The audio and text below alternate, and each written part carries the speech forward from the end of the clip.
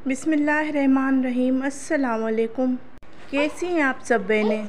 मैं आपके साथ अपनी डेली रूटीन शेयर करने के साथ साथ ज़िंदगी के वो तजुर्बात भी शेयर करती हूँ जिसके साथ मैंने वक्त गुजार कर कुछ सीखा, ताकि कोई भी बहन या बेटी अपनी ज़िंदगी में आसानी ला सके।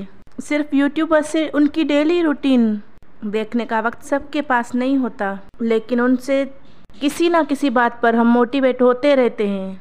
जी, तो आज मैंने कुछ उन चीज़ों की सफाई की, घर के वो चीज़ें जिनको हम रेगुलर साफ़ नहीं कर पाते रोज़मर्रा की ज़्यादा जिम्मेदारियों की वजह से। मेरे माशाल्लाह से बेटे हैं, मेरी कोई बेटी नहीं है, लेकिन मैं सोचती हूँ अगर बेटी होती तो मैं उसको अपने तजुर्बात की बिना पर बहुत कुछ सिखा देती। आजकल बच्चे मुकम्मल तौर पर घर पर होते हैं छुट्टियों की वजह से, तो मैं अपने बेटों को भी घर के कामों में थोड़ा ट्रेन करती हूँ, ताकि कभी उनको कोई परेशानी ना हो कि बहन नहीं तो काम कैसे किए जाएं। अगर अभी से आदत होगी तो कभी परेशान नहीं होंगे। इसी तरह हाथ बटाते रहते हैं हर वक्त, ज़्यादा नहीं लेकिन खुद ही बिजी रहते हैं, तो मेरे लिए ये भी काफ़ी होता है। जब कभी मूड होता है तो कभी फ्रिज साफ़ किया, कभी ओवन, कभी दीवारें साफ़ कर दी।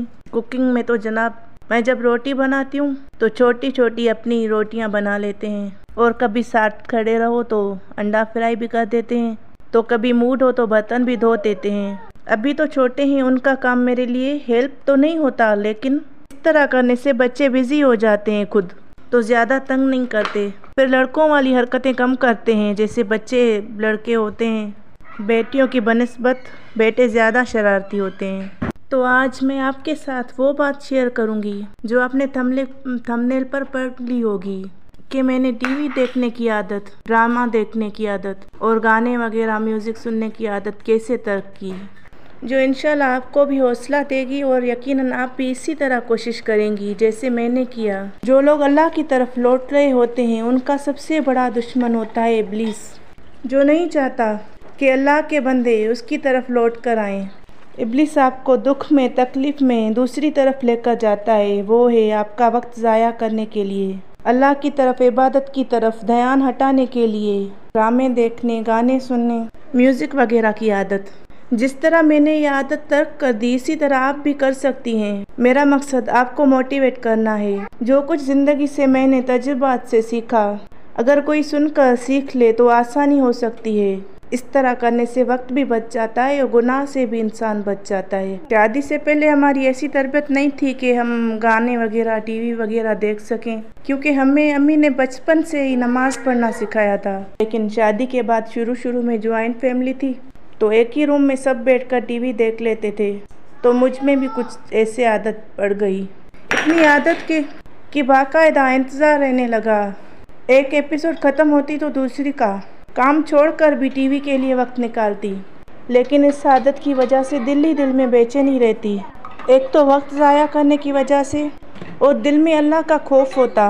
फिर मैंने एक दिन अल्लाह से वादा किया कि या अल्लाह, आज से ड्रामे देखना बंद, और मैं तौबा कर रही हूँ।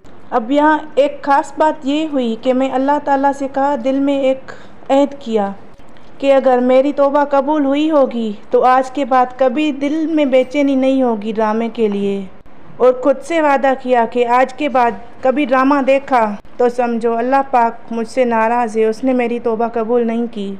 बस फिर कभी मेरे हस्बैंड न्यूज़ देखते, चैनल बदलते, कोई ड्रामा आ जाता किसी चैनल पर, तो मैं कहते कहते रुक जाती कि ड्रामा लगाएं। ये शुरू की आदत थी। फिर मैं याद दिलवाती खुद को कि अल्लाह से वादा किया है, कैसे तोड़ूं। और अब ऐसा है कि यकीन करें ज़िंदगी के उस मोड़ पर हूँ कि ड्रामे देखना बेवकूफ़ी लगता है।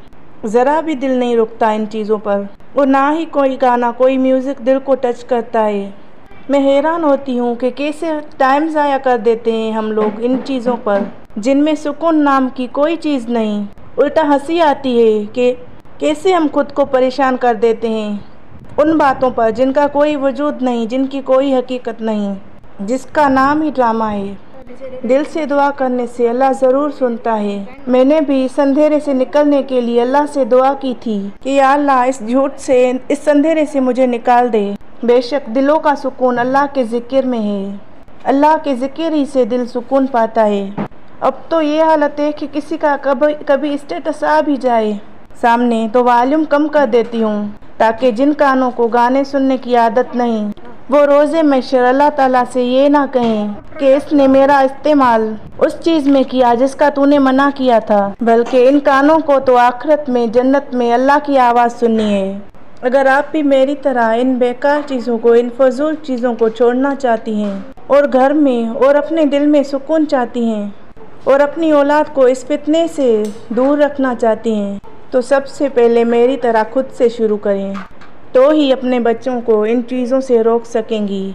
तो ही इस बेवजह बेचैनी और किसी और के मामलात को सोचकर परेशान होने से दिल को आज़ाद करना चाहती हैं, तो जो भी वक्त मिले अपने कामों के बाद, औरत के लिए तो अपने काम, घर के काम, बच्चों को संभालना भी इबादत में शामिल होता है।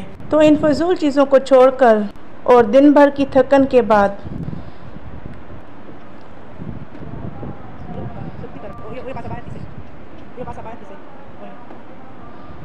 फजर से सिर्फ आधा घंटा पहले उठकर तहज्जुद अदा करके अल्लाह के सामने रो लिया करें, ताकि दिन में कोई और आपको रुला ना सके।